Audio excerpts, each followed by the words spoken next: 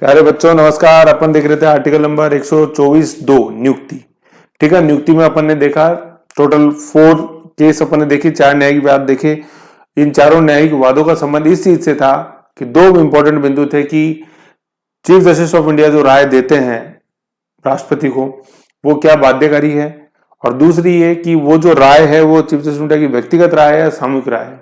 तो इस चीज का जवाब निकल के आया किसी कॉलेजियम सिस्टम से 1993 में। फिर इस कॉलेजियम के अंदर उस समय स्ट्रेंथ थी 1+2 की, जो बाद में 1998 थर्ड जजेस बाद में बढ़कर हुई क्या 1+4 और 5 है, जो आज प्रेजेंट में 5 ही है। फिर 1998 में राष्ट्रपति ने ये जानने के लिए कि क्या ये मेरे पे जो राय है बाध्यकारी है या नहीं है, आर्टिकल 143 आर्टिकल 143 के तहत प्रेसिडेंशियल रेफरेंस सुप्रीम कोर्ट से मांगा। उसके जवाब में सुप्रीम कोर्ट ने क्या बोला कि बिल्कुल आप पे बाध्यकारी है, बस आप एक बार इसको पुणे कॉलेजियम के पास पुनर्विचार के लिए भेज सकते हैं, लेकिन जब वापस आपके पास सिफारिश आएगी तो इस बार आप पर बाध्यकारी है। राष्ट्रपति का मतलब काउंसिल ऑफ मिनिस्टर्स पर बाध्यकारी, काउंसिल ऑफ मिनिस्टर को वो सिफारिश करनी ही पड़ेगी। तो करनी ही पड़ेगी। इसका लेटेस्ट एग्जाम्पल कैसे टसल पैदा हो रहा था वो 3, 4, 5 तारीख के जो अखबार थे मैंने आपको बताया था। 5 तारीख के अखबार की मैंने आपको कटिंग बताई थी, ये थी अपना राजस्थान पत्रिका की। ठीक है, तो आज 6 तारीख को आपने देखा ही होगा शपथ ग्रहण समारोह सोमवार को सारा जैसे हुआ ऐसे। ठीक है, नहीं देखा तो अपन आर्टिकल नंबर 126 पढ़ेंगे शपथ, उसके अंदर वो चीजें और आएंगी, फिर मैं आपको बताऊं। 126 नहीं सॉरी 6 124(6) के अंदर शपथ आएगी। ठीक है, वो अपन सारा देखेंगे, उसके अंदर मैं बता दूंगा। ओके, तो 124(6) में शपथ ग्रहण है। ठीक है, यहां आपने नहीं देखा आज, तो 124(6) अपन पढ़ेंगे, उसमें मैं और दिखा दूंगा। ओके, तो आज अपन देखते हैं नियुक्ति हो गई थी, तो नियुक्ति होने के बाद अपन कुछ प्रमुख जो न्यायाधीश हैं, न्यायाधीश या मुख्य न्यायाधीश जो है जो चर्चा में है, उनके बारे में अपन थोड़ा सा एक बार कुछ जानते हैं। सबसे पहले अपन देखते हैं वाई.वी. चंद्रचूड़। डी.वाई. चंद्रचूड़ नहीं, वाई.वी. यशवंत विष्णु चंद्रचूड़। चंद्रचूड़ शिव का पर्यायवाची है, जिसने अपने चूड़े में मतलब जूड़ा बाल में चंद्र को संभाल लिया हो, वो चंद्रचूड़ शिव। ठीक है, तो वाई.वी. यशवंत विष्णु चंद्रचूड़। इनको कैसे अपन को क्यों पढ़ना पड़ता है, क्या सबसे लंबी अवधि तक ये सुप्रीम कोर्ट के चीफ जस्टिस, ऐसी चीजें 16वें चीफ जस्टिस थे, और सबसे लंबे कब 7 साल तक, 7 साल 139 दिन तक रहे, 1978 से लेकर 85 तक 7 साल हो गए, ऐसे सबसे लंबी अवधि। ठीक है ना, तो अपन ने देखा कि भाई अवधि का तो कोई जिक्र है नहीं सुप्रीम कोर्ट में। सेवानिवृत्ति आयु क्या है 65 साल है। और ये कौन से नंबर के जज थे, 16th नंबर के जज थे, तो 1 और 6 7 हो गया ना ऐसे। वैसे मैं आपको जानकारी के लिए और बता दूं कि जो 14th जो चीफ जस्टिस थे ना इंडिया के, 14 चीफ जस्टिस वो कौन थे, मैंने बताया था, मैंने उल्टे तरीके से बताया था। उल्टे तरीके से मैंने बताया था आपको क्या, अजीत नाथ रे। अजीत नाथ राय तो याद आएगी आपको, 1973 में केशवानंद भारती बनाम भारत संघ में निर्णय देना भारी पड़ गया था किसको, एसएचजी को, शैलेश हेगड़े एंड ग्रोवर को। तो 3 वरिष्ठतम न्यायाधीशों की वरिष्ठता लांघते हुए इंदिरा गांधी ने सुप्रीम कोर्ट का चीफ जस्टिस बनाया था किसको, अजीत नाथ रे को। तो 1973 के अंदर वो बने थे, वो 14th न्यायाधीश थे 14वें नंबर के। फिर 15वें नंबर पे बिल्कुल सेम ऐसे ही, ठीक है ना, 15वें नंबर पे क्या 1977 के अंदर बारी आई थी किसकी, मतलब न्यायाधीश बनने की। ये वही है जिनका दूसरी बार उल्लंघन हुआ, दूसरी व अंतिम बार वरिष्ठता का उल्लंघन किया इंदिरा गांधी ने किया। किनको हटाया, हंसराज खन्ना को, और बने कौन, HU बेग, हमीद उल्लाह बेग। ठीक है ना, वो 15th नंबर के थे। ठीक है ना, ये मैं इसलिए बता रहा हूं क्योंकि 14th नंबर क्या अजीत नाथ रे, 15th नंबर हमीदुल्लाह बेग, और 16th नंबर ये जो अपन पढ़ रहे हैं वाई.वी. चंद्रचूड़। इसलिए मैं बता रहा हूं आपको, है ना, तो फ्लो में है। और फिर 17th और जान लो 17th क्या आएगा, PN भगवती, PIL के जनक अभी आएगा, Prafulla Das Natwarlal Bhagwati, PIL public interest litigation, लोक जनहित याचिका अभी पढ़ेंगे, वो 17वें थे न्यायाधीश। और 50वां और जान लो जो अभी वर्तमान में है, वो डी.वाई. चंद्रचूड़ है, वाई.वी. चंद्रचूड़ के लड़के। ठीक है, इसलिए तो ये बिल्कुल फ्लो में आ रहा है, तो इसलिए मैंने आपको बता दिया 14, 15, 16, 17। ठीक है, यू 18th भी आएंगे चर्चा में, कहीं बताऊंगा तो बता देख लेंगे, है ना। तो वाई.वी. चंद्रचूड़, यशवंत विष्णु चंद्रचूड़। ठीक है, तो इनका तो सबसे लंबी अवधि का कार्यकाल था। तो सर फिर इसका विलोम भी तो हुआ होगा कि सबसे कम अवधि भी तो होगी, बिल्कुल है मेरे प्यारे बच्चों। ठीक है ना, वो कौन है, KN सिंह है, कमल नारायण सिंह। और कितने दिन की थी उनकी, कितने दिन की थी, सबसे ज्यादा वाली कितनी है, 7 साल की, तो सबसे कम जो है उसका 1 लगा दो, वो 17 दिन की थी उनकी सबसे कम ये। ठीक है, ये 17 दिन सुप्रीम कोर्ट के चीफ जस्टिस रहे थे और ये 22वें नंबर के चीफ जस्टिस थे। ठीक है, तो सबसे लंबी अवधि वाले जो हैं वो तो 16वें नंबर के हैं और सबसे कम अवधि वाले उनके बाद 6 नंबर बाद आए, मतलब 22 पे, वो कौन, के.एन. सिंह, कमल नारायण सिंह। ठीक है, 91 में। ठीक है, कितने दिन, 17 दिन के लिए, और सबसे लंबे 7 साल के लिए। तो 7 और 7 तो कॉमन ही है ना दोनों में, कुछ तो याद रहेगा ऐसे, है ना, छोटी छोटी चीजें हैं, याद रखो। फिर अपन देखते हैं नेक्स्ट, पीएन भगवती।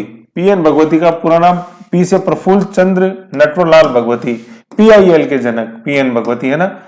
पीआईएल अपन क्या होता है, ये सारा यहाँ नीचे लिखा हुआ। पीआईएल का मतलब पब्लिक इंटरेस्ट लिटिगेशन, जनहित याचिका, न्यायिक सक्रियता, जुडिशियल एक्टिविज्म का ये एक टूल है। जुडिशियल एक्टिविज्म का मतलब क्या कि कभी न्यायालय को खुद किसी चीज का पता नहीं लग रहा तो अपन पीआईएल के माध्यम से उसको अवगत करा सकते हैं कि देश में ये हो रहा है, आप जागो, सक्रिय हो और करो। पीआईएल को अपन एसएएल भी बोलते हैं, सोशल एक्शन लिटिगेशन। ये प्रेजेंट में काफी नाम आता है, एसएएल, पीआईएल की जगह एसएएल, सोशल इंटरेस्ट लिटिगेशन, मतलब सोसाइटी के सोशल, एसएएल सोशल एक्शन लिटिगेशन कि मतलब सोसाइटी के फेवर में कोई एक्शन लेना है, उस संदर्भ में अपन ने लिटिगेशन दायर किया कोर्ट के अंदर। तो इसके जनक थे प्रफुल्ल चंद्र नटवरलाल भगवती, पीआईएल के जनक, और ये 17 चीफ जस्टिस थे इंडिया के 1985 से 86 तक। ठीक है ना, ऐसा है। अब 14, 15, 16 3 याद रखो, 14 अजीत नाथ रे, 15 हमीदुल्लाह बेग, 16वें हो गए कौन, अपने पीएन भगवती, सॉरी 17वें, मतलब 14, 15 और मैंने शायद वहां 16 लिख दिया था, है ना, तो 17वें याद कर लो। 17वें पीएन भगवती। 16th भी आएंगे कहीं ना कहीं, बता दूंगा मैं, देख लेंगे। तो ये हो गया। फिर एक अगले आते हैं, ये चीफ जस्टिस नहीं थे, ये जज ही थे, कौन, वी आर कृष्णन अय्यर, है ना, आर और कृष्णन अय्यर, है ना, आर से समझ लो कि राधा और के से कृष्णन, है ना, कृष्णन अय्यर। तो ये कौन थे, देखो पीआईएल के जनक तो है कौन, पीएन भगवती, तो उन्होंने तो सिर्फ कॉन्सेप्ट दिया था, बाकी लोगों के बीच में सोसाइटी में इस पीआईएल के कॉन्सेप्ट को जिस व्यक्ति ने पॉपुलर बनाया था वो थे वी आर कृष्ण अय्यर। तो क्वेश्चन ये आए कि भाई कौन था जनक, और उसमें पीएन भगवती ऑप्शन में नहीं है, तो फिर आंसर क्या है, वी आर कृष्ण अय्यर। और अगर दोनों ऑप्शन में है तो फिर पीएन भगवती आंसर होता ही है। लेकिन ये आ जाए भाई ये तो जनक, तो पीएन भगवती।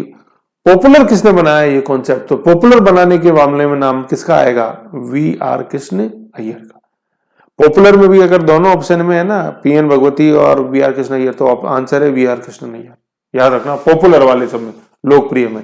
तो जनक और लोकप्रिय में फर्क है, जनक आए पीएन भगवती और लोकप्रिय बनाने में कृष्ण अय्यर, है ना। ये कौन थे, सुप्रीम कोर्ट के जज थे, वरिष्ठतम वरिष्ठतम के अपन अन्य न्यायाधीश देखते ना, आज वर्तमान में स्ट्रेंथ कितनी है, 1+33, 34 है ऐसे।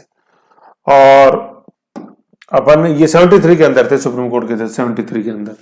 तो अपन ने देखा था कि 78 में बढ़ाई गई थी, 78 में 18 थे, मैं बताया था 78 में 18, फिर 86 के अंदर कितने हो गए, 26 हो गए थे, ऐसे है कि नहीं है, यूं।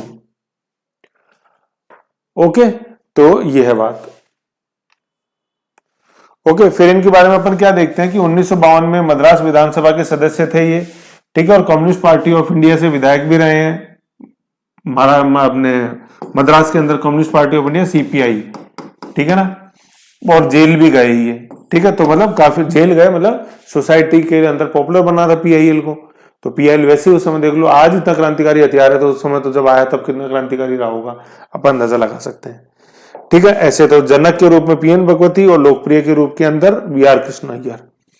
फिर अपन एक चीफ जस्टिस का नाम देखते हैं, रंजन गोगोई, जो 46वें चीफ जस्टिस थे इंडिया के 2018 से 19 तक, सुप्रीम कोर्ट चीफ जस्टिस 18 महीने तक रहे, ठीक है ना। लेकिन इनके बारे में जो खास बात वो क्या है, वो 16 मार्च 2020 से वर्तमान तक, ठीक है ना, मतलब आफ्टर रिटायरमेंट, 19 में रिटायरमेंट हो गया, 20 के अंदर, है ना, राज्यसभा के ये मनोनीत सदस्य हैं।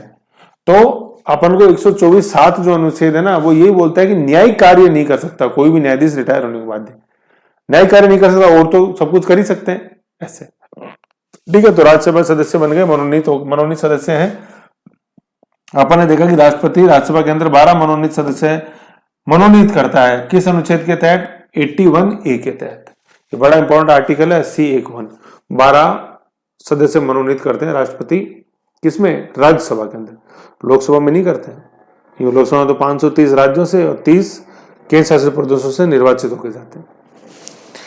ठीक है, फिर जो अच्छा क्वेश्चन है, एक तो रंजन गोगोई का संबंध आसाम का जो अहोम वंश है, अहोम साम्राज्य काफी न्यूज में है।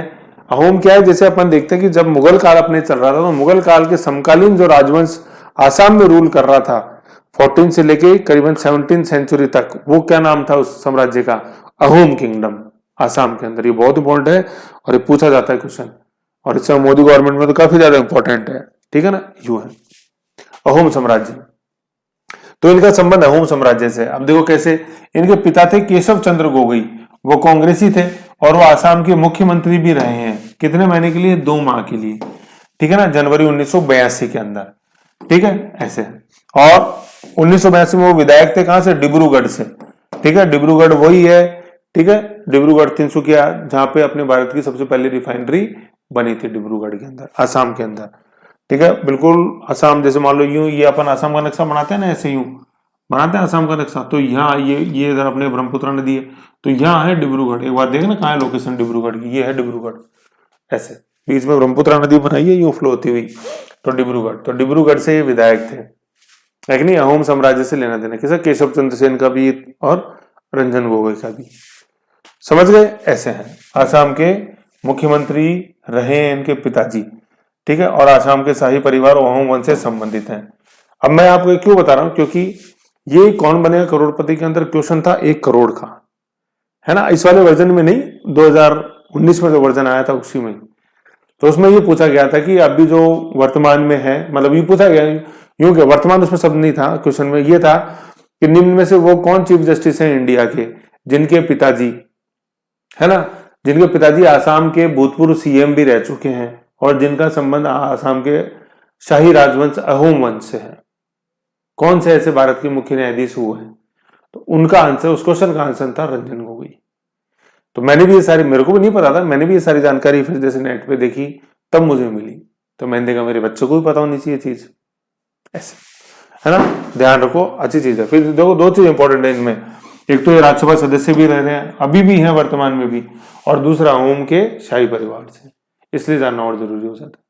तो आपने देखे कि सर आपने तो बोला कि न्यायाधीश कुछ कर ही नहीं सकते हैं रिटायर होने के बाद। अरे मैंने तो अभी तो 124(7) पढ़ाया ही नहीं, मैंने तो है नहीं, 124(7) में लिखा हुआ है तो कि न्यायिक कार्य नहीं करेंगे न्यायाधीश रिटायर होने के बाद, तो न्यायिक कार्य थोड़ी है, गवर्नर भी नियुक्त होते हैं।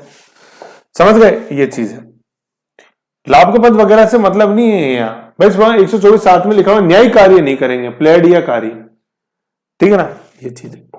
फिर अपन देखते हैं डी.वाई. चंद्रचूड़, जो वर्तमान इस समय 2023 के अंदर अपने क्या सुप्रीम कोर्ट के चीफ जस्टिस हैं। डी.वाई. डी से तो क्या है धनंजय, वाई से क्या है, वाई से क्या है यशवंत। तो ये जो कौन से, हाँ 16 अपन ने पढ़े थे ना, 16 अपन ने पढ़े थे भाई, क्या था 14वें अजीतनाथ रे, वो जो करेक्शन में करा देता हूँ, है ना, अब ध्यान आ गया मेरे को। 14वें अजीतनाथ रे, 15वें हमीदुल्लाह बेग, है ना, हमीदुल्लाह बेग, और 16वें थे ये यशवंत विष्णु चंद्रचूड़, जो डी.वाई. चंद्रचूड़ के पिताजी हैं, वाई.वी.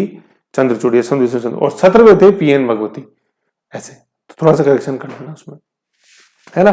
तो वर्तमान जो चीजें आई हैं, कौन, डी.वाई. चंद्रचूड़, तो डी से तो धनंजय है और वाई से क्या है यशवंत, इनके पिताजी का नाम यशवंत विष्णु, ठीक है। तो डी से तो धनंजय, वाई से यशवंत चंद्रचूड़, वर्तमान चीफ जस्टिस ऑफ इंडिया, है ना, सुप्रीम कोर्ट के चीफ जस्टिस 50th है, 50वें नंबर के, सिंस 9 नवंबर 2022, करीबन 2 साल कुछ महीने इनका कार्यकाल है। उनके पिताजी कौन थे, वाई.वी. चंद्रचूड़, यशवंत विष्णु चंद्रचूड़। और ये जो वाई आ रहा है ना, डी.वाई. में जो वाई आ रहा है, ये वाई ये कॉमन है, अपने पिताजी का नाम है ये, ऐसे, समझ गए, ऐसे।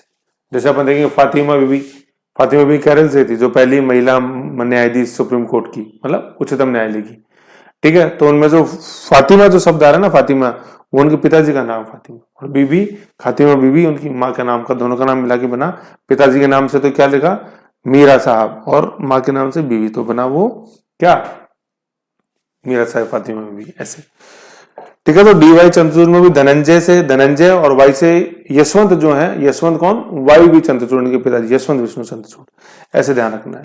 तो वाई.वी. चंद्रचूड़ कौन, अपने सबसे लंबी अवधि तक जो अपने सुप्रीम कोर्ट के चीफ जस्टिस रहे हैं वो हैं कौन से नंबर के, 16th के, ठीक है ना। और कार्यकाल क्या, जैसे मैंने बताया था 16th के रहे हैं, तो 7 साल कार्यकाल इनका, ठीक है। ये 16 तो 14, 15, 16 याद है, 14 अजीतनाथ रे, 15 हमीदुल्ला बेग और 17वें 14, 15 और 16, 14वें अजीतनाथ रे, 15वें हमीदुल्ला बेग, 16वें अपने वाई चंद्रचूड़ और 17वें प्रफुल्ल चंद्र नटवरलाल भगवती, पीएन भगवती 17वें।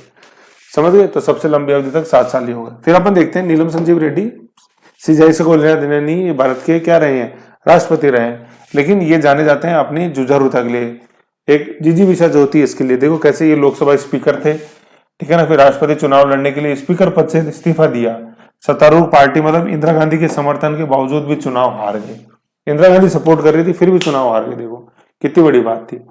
फिर क्या हुआ, दूसरी बार उन्होंने वापस चुनाव लड़ा, और इस बार कैसे लड़ा, इंदिरा गांधी को ठेंगा दिखा दिया, जरूरत नहीं है मुझे तुम्हारी, निर्दलीय उम्मीदवार के रूप में चुनाव जीता और मतलब चुनाव लड़ा। और किसके विरुद्ध खड़े हुए, इंदिरा गांधी के कैंडिडेट के विरुद्ध खड़े हुए, ठीक है। और फिर इस बार क्या करें, फिर भी चुनाव जीत गए, और जीते भी कैसे, छप्पर फाड़ जीतों से, बम्पर वोटों से ये जीते।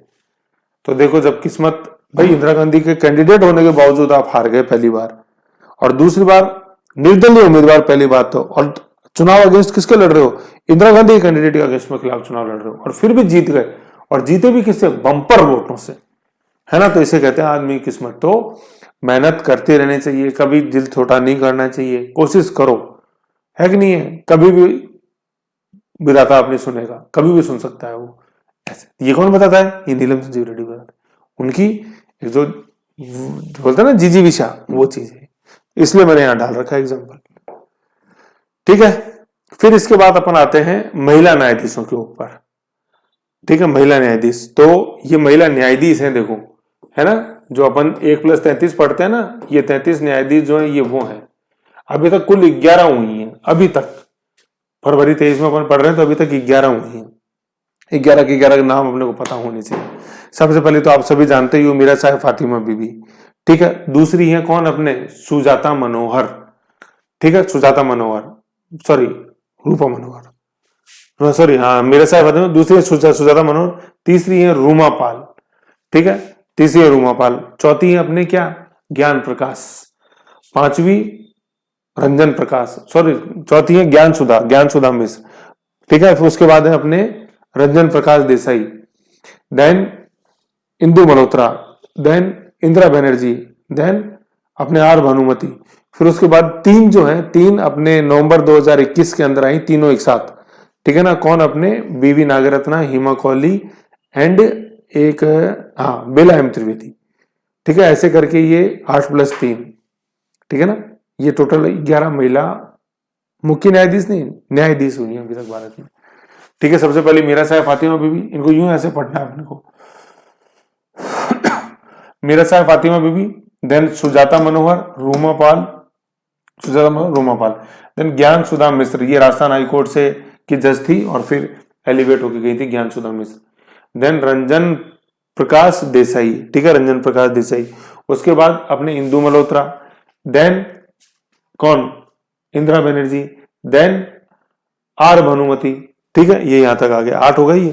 और फिर 3 सितंबर 2021 के अंदर एक साथ 3 महिला न्यायाधीशों की नियुक्ति हुई पहली बार, ठीक है। ये कौन, बीवी नागरत्ना, हिमा कोहली और बेला एम त्रिवेदी। इनमें से बीवी नागरत्ना वो है जो 2027 में 27 दिनों के लिए प्रथम महिला मुख्य न्यायाधीश बनेगी इंडिया की, 2B, है ना। सब कुछ सही ऐसे ही चलता रहा तो वरिष्ठता का उल्लंघन नहीं होता है। तो वैसे वरिष्ठता का उल्लंघन आज तक 2 ही बार हुआ है, और मोदी जी से ऐसी उम्मीद नहीं है कि वरिष्ठता का उल्लंघन करेंगे, ठीक है। और ये बीवी नागरत्ना भी जो है ना, इनके भी फादर पहले चीफ जस्टिस ऑफ इंडिया रह चुके हैं। अभी आगे आएगा, देखो। अब देखो, उच्चतम न्यायालय की प्रथम महिला न्यायाधीश मीरा साहब फातिमा बीबी किस समय रही, इनका कार्यकाल याद रखो, 1989 से 1992, ठीक है। और 3 साल तक ये रही, ठीक है। अपने अपन जैसे देखते हैं कि 1989 से 1992 का जैसे जो काल था, ये राजीव गांधी का काल था अपने, ठीक है ना। ये राजीव गांधी का तो खत्म हो रहा था, और पीवी नरसिम्हा राव का अपन शुरुआत देखते हैं, ये ठीक है ना। ये तो 3 साल इनका ड्यूरेशन रहा है, और ये अपने मीरा साहब फातिमा बीबी। जन्म इनका हुआ था केरल के अंदर, ठीक है, साउथ इंडिया से बिलोंग करती है, मीरा साहब फातिमा बीवी, ठीक। ये है। अब देखो इसमें ये पहली सर्वोच्च न्यायालय की, उच्चतम न्यायालय पढ़ना है ना, उच्चतम न्यायालय की पूर्व न्यायाधीश वर्ष 1989 में इस पद पर नियुक्त होने वाली पहली भारतीय महिला है, ठीक है भाई। मानव अधिकार के सदस्य भी थी, तमिलनाडु की पूर्व राज्यपाल भी थी। जन्म हुआ कहाँ? केरल के अंदर। कहाँ जन्म हुआ? केरल के अंदर जन्म हुआ, ठीक है, जन्म हुआ केरल में। उनके पिता का नाम, ठीक है ना, पिता का नाम क्या? मीरा साहब, और माँ का नाम खदीजा बीवी, तो मीरा साहब फातिमा बीवी, है ना, यहां से नाम लिया, तो मीरा साहब और बीवी माँ के नाम से, मीरा साहब पिताजी के नाम से, ऐसे नाम उनके मीरा साहब फातिमा बीवी। ये सब है पूरा। और फिर 1989 को सर्वोच्च न्यायालय के न्यायाधीश के रूप में नियुक्ति हुई, जहां 92 तक रही, मतलब 3 साल इनका कार्यकाल था। समझ गए? तो ऐसे है, ठीक है। ये है मीरा साहब फातिमा बीवी, फोटो देखनी है आपको, ये देखो, पता होनी चाहिए, ऐसे, ठीक है। जन्म केरल, ओके, ये है। फिर अभी जैसे जो मैंने आपको बताया, जो नियुक्त हुई तीनों एक साथ, वो ये है, ठीक है ना, बिल्कुल जहन में फोटो छप जानी चाहिए अपने। ये 31 अगस्त 2022 की फोटो, जिस दिन शपथ ली।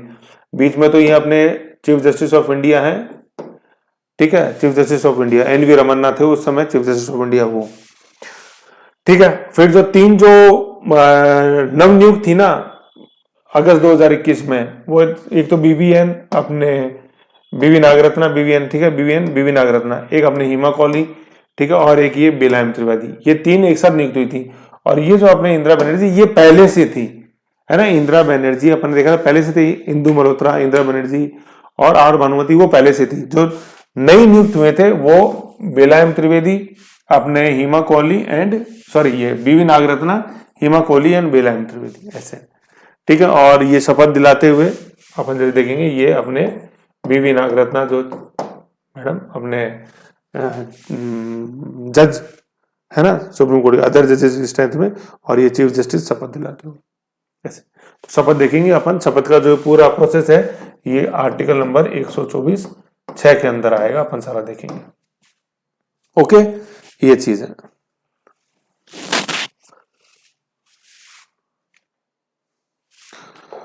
ओके, यहां देख लेते हो कुछ, एक मिनट, कुछ चीजें मैंने आपके लिख रखी हैं, देखो देखते हैं क्या।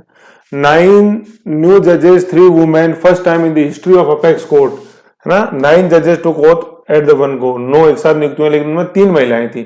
9 जानने जरूरी नहीं, 3 जानना जरूरी महिलाएं, जो मैंने बताया क्या, बीवी नागरत्ना, हिमा कोहली एंड बेलायम त्रिवेदी। और चीफ जस्टिस ऑफ इंडिया कौन? एनवी रमन्ना। 3 कौन कौन जो फोटो थी देखो, हिमा कोहली प्लस आईबी, इंदिरा बनर्जी बीच में खड़ी थी, ये पहले से थी, है ना। नई शपथ लेने वाले हिमा कोहली थी, बीवी नागरत्ना थी और बेलायम त्रिवेदी थी। फिर देखो लिखा, India first women chief justice to be takes oath along with 8 other supreme court जजेस, ये इस फोटो की बात है, ये वाली, ठीक है। तो लिखा हुआ, यहाँ लिखा हुआ देखो, जो मैं बता रहा था ना कि इनके फादर भी पहले चीफ जस्टिस रहे इंडिया के, वो ये बात यहाँ पे लिखी हुई है, ये पढ़ो क्या लिखा हुआ देखो, the daughter of former chief justice of India ES Venkat Ramaiah, है ना। जो अटॉर्नी जनरल है वो तो है अपने वेंकट रमनी, और ये है वेंकट रमैया। तो 3 हम लोग, एक तो वेंकट रमन राष्ट्रपति, एक वेंकट रमनी जो अटॉर्नी जनरल है वर्तमान में भारत के, है ना, क्या महान्यायवादी आर्टिकल नंबर 76 के तहत, first law officer of India, वो है क्या, रमनी। और ये क्या अपने ES वेंकट रमैया, ठीक है, वो वो रमैया वस्तामैया, ये वो रमैया, समझ गए ऐसे। तो देखो मैंने बताया ना अंकल जजेस वाला कॉन्सेप्ट, कॉलेजियम देख लो अब, साइड इफेक्ट आप ऐसे, ठीक है। तो वेंकट रमनी, जस्टिस नागरत्ना, मतलब बीवी Nagarathna will become India first women chief justice in 2027, है ना। और ये वेंकट रमनी, ये 19th चीफ जस्टिस थे इंडिया के 1989 में, 19वें। तो कितने याद हो गए देखो, 14वें अजीत नाथ रहे, 15वें हमीदुल्ला बेग, 16वें कौन, यशवंत विष्णु चंद्रचूड़, 17वें कौन अपने PN भगवती, और 18वें रहने दो, 19वें कौन आ गए अपने क्या, वेंकट रमैया, जो बीवी नागरत्ना के फादर है, समझ गए ऐसे है। फिर ये तीनों नाम वापस आ गए, नागरत्ना, कोहली एंड त्रिवेदी, ये ऐसे सारा है, ठीक है ना। Only 8 have been made starting with, मतलब अभी तक जैसे कितनी टोटल 8 बन चुकी थी 8 जब तक ये अगस्त 21 की बात नहीं आई थी, मतलब अरे 31 अगस्त 2022 की बात जब तक नहीं आई थी ना तब तक 8 थी, और प्रेजेंट में कितनी होगी, 8 + 3 11 होगी। स्टार्टिंग विद एम फातिमा बीबी, मैंने बताया था 1989 में वो 3 साल के लिए हुई। ऐसे मतलब ये जो तारीख है ना, सॉरी ये हाँ 21 की बात है।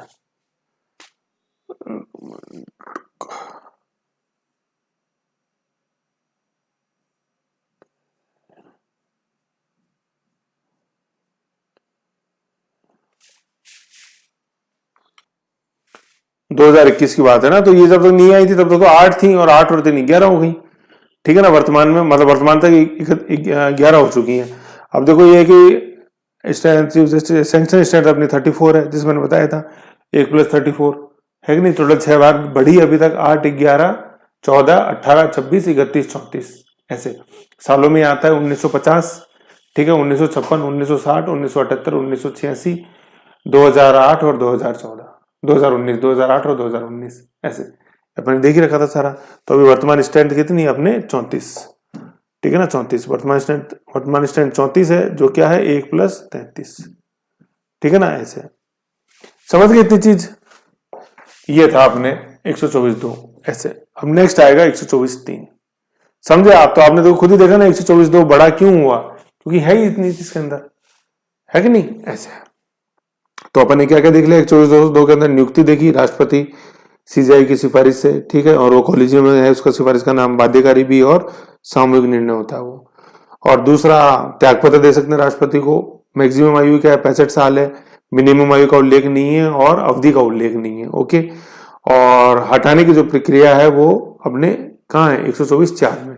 तो पहले अपन 3 पढ़ेंगे, 124(3) अर्हता क्वालिफिकेशन, उसके बाद पढ़ेंगे अपन हटाने की प्रक्रिया 124(4), ओके। नेक्स्ट में अपन देखेंगे 124(3), ऐसे चलते चलो स्टेप बाय स्टेप, चाहे धीरे धीरे चलो लेकिन कंटिन्यू चलो, मंजिल पे पहुंचने का सबसे आसान व सबसे सटीक उपाय है। Okay bye.